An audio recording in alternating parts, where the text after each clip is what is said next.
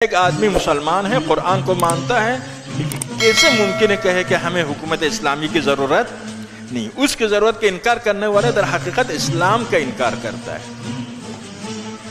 اب حکومت اسلامی کا مطلب کیا ہے؟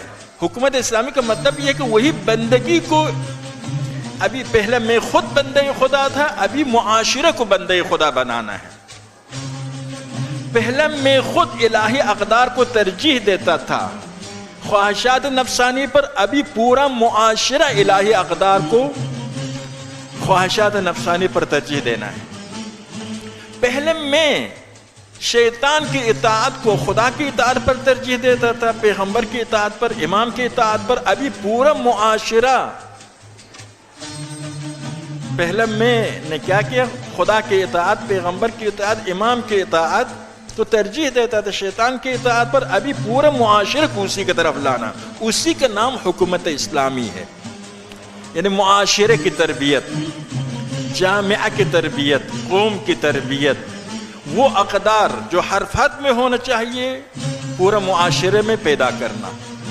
ظاہر اس کے لیے پہلا خود فرد بندہ خدا بننا پڑے گا، پھر معاشرے کو بندہ خدا بنا سکتا ہے۔ پہلا خود فرد عالم بننا پڑے گا، پھر معاشرے کو عالم بنا سکتا ہے۔ پہلا خود فرد صالح بننا پڑے گا، پھر معاشرے کو صالح بنا سکتا ہے۔ ان اللہ لا یغیر ما بقوم حتی یغیروا ما بانفسهم، جب تک آپ کے نفس میں تبدیلی نہ آ جائے قوم میں تبدیلی نہیں لا سکتا۔ ابھی ہمارے آپ کو پورا عالم اسلام کے سیاست مدار کیوں غلامی پر گزارا کرنا پڑتا ہے یا اس پر فخر کرتے ہیں؟ کیوں؟ وجہ یہ ہے کہ اپنے نفس میں تبدیلی نہیں لایا۔ نفس غلامانہ نفس ہے، شیطان کی غلامی، نفس امارہ کی غلامی، دنیا کی غلامی، تو یہ پوری قوم کو بھی اسی طرف لے جائے گا، پوری قوم کو بھی اسی طرف لے جائے گا۔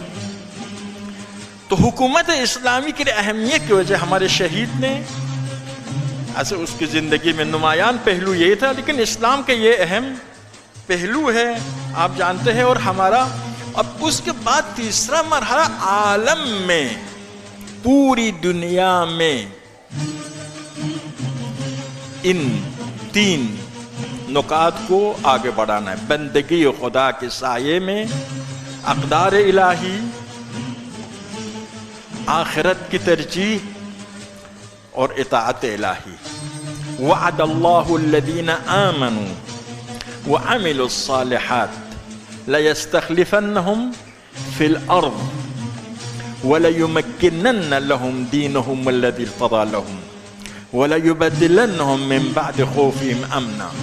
جب امام آئیں گے، خدا نے وعدہ کیا ہے کس کو؟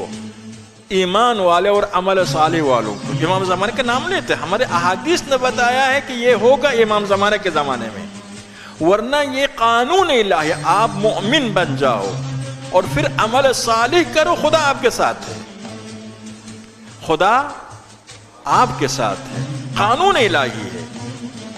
ہمارے روایت نے کہا پوری دنیا میں امام ہے، زمانے کے زمانے میں یہ عملی ہوگا، اس میں زمین کے وارث بنیں گے، خلیفہ خدا بنیں گے زمین پر، خلافت ان کے پاس ہوگی، بندگی خدا ہوگی، یؤمنون بی ولا یشرکون، کوئی شرک نہیں رہے گا، وَلَيُمَكِّنَنَّ لَهُمْ دِينَهُمْ، دین کی حکومت ہوگی، الَّذِي ارْتَضَىٰ لَهُمْ، وہ دین جو پسندیدہ ہے ان کے لیے، خدا نے ان کے لیے پسند کیا۔ غدیر کے دن یہی فرمایا نا، وَرَضِيتُ لَكُمُ الْإِسْلَامَ دِينًا۔ تو تیسری ذمہ داری اپنے نفس کے اصلاح، اپنے معاشرے کے اصلاح کے بعد، حکومت اسلامی بنانے کے بعد پوری دنیا کی اصلاح کرنا ہے، اور اصلاح کا بہترین ذریعہ حکومت الناس علی دین ملوکہم، اپنی دنیا میں جو کچھ ہو رہا ہے حکمرانوں کی طرف سے ہو رہا ہے، حکمرانوں کی وجہ سے ہو رہا ہے۔ ایک ٹرم آیا ہے، دیکھو دنیا کو آگ لگا رہا ہے۔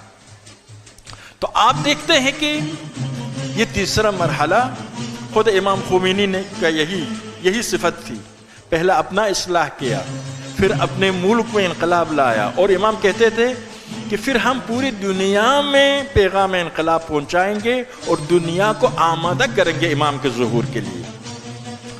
یہ تینوں ہمارا شرعی واجب ہے، شرعی واجب ہے پوری دنیا کا اصلاح کرنا۔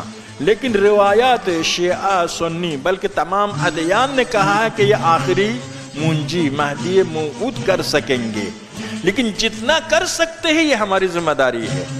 آپ ایک آدمی کو بنا سکتے، ایک کو بنانا، ایک کی فکر کو کفر کی نسبت میں مشکوک بنا سکتے، بناؤ، مشکوک بنا سکتے، کفر کی ثقافت کی نسبت میں مشکوک بنا سکتے، کفر کی ثقافت کے ایک واقعہ کو منفور بنا سکتے۔ ابھی دیکھیے ہمارے ملک کے اندر بالکل کافرانہ ثقافتیں زندہ کرنے کی کوشش کی جا رہی ہے۔